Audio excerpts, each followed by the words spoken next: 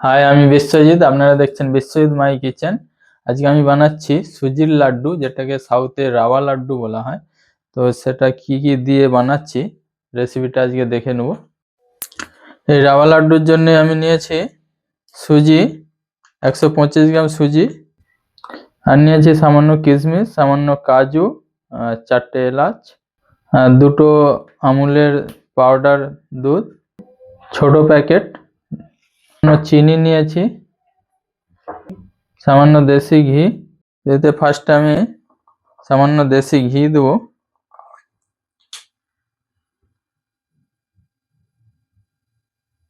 পাঁচ 7 ml দিয়েছি। ঘিয়ের মধ্যে ফার্স্ট আমি এই কাজুগুলো ভেজে নেবো, কাজু আর কিশমিশগুলো। তো ফার্স্টে কাজুটা দেবো, কাজুটা হালকা কালার হয়ে গেলে তারপর কিশমিশটা দেবো।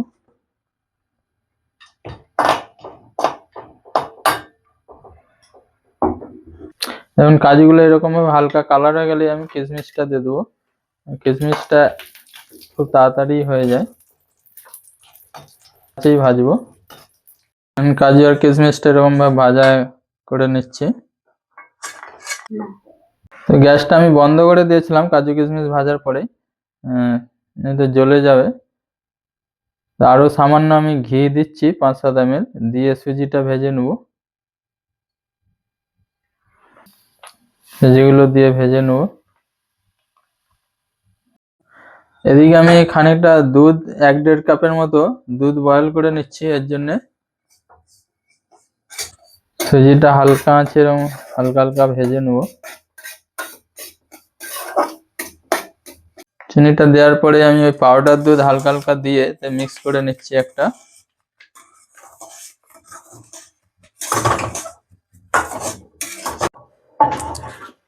পাউডার দুধ হালকা দেওয়ার পরে আমি হালকা বয়েল দুধ হালকা হালকা দিয়ে এটাকে মিক্স করে নেব।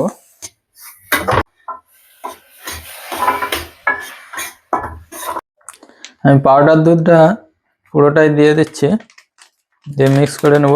নিয়ে আবার হালকা ওই বয়েল দুধটা দিয়ে মিক্স করব। চিনি দেওয়ার পরে তারপর গ্যাসটা আমি একদম 0 করে দিয়েছিলাম। তারপরে দুধ দেওয়ার পরে, বয়েল দুধ দেওয়ার পরে আমি গ্যাসটাকে বন্ধ করে দিয়েছিলাম, হিটটা বেশি হয়ে যাচ্ছিল। তো এটা একটু খেয়াল রাখতে হবে, যেমন হিটটা বেশি মনে হবে তো গ্যাসটা অফ করে দিয়ে একটু মিক্স করে নিতে হবে। তো 125 গ্রাম সুজির জন্য বয়েল দুধ নিয়েছিলাম আমি 1.5 কাপের মতো। তো দেখুন পারফেক্ট হয়ে গেছে লাড্ডু।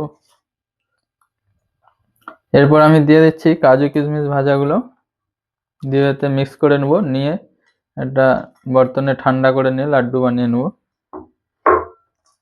আমি একটা ফ্রাই প্যান নিয়ে সামান্য তিল একটু ভেজে নিচ্ছি ওই লাড্ডুগুলো গার্নিশ করার জন্য। দেখুন মিক্সচারটা হালকা ঠান্ডা হয়ে যেতেই আমি লাড্ডুটা বানিয়ে নিচ্ছি। খেয়াল রাখতে হবে বিলকুল ঠান্ডা হয়ে গেলে আবার লাড্ডু বানাতে অসুবিধা হবে, হালকা গরম থাকলে ভালো হয়।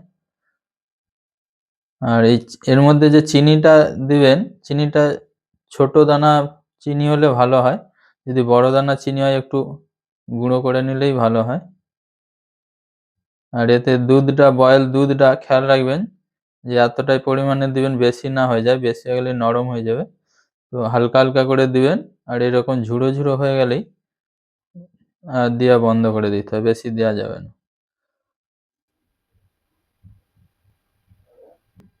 এরকম হয়ে যাবে লাড্ডুটা, কিন্তু দেখবেন মনে হবে খুব শক্ত হয়ে গেছে, কিন্তু এরকম ভাব ধরলেই দেখবেন খাস্তা একদম ভেঙে যাচ্ছে।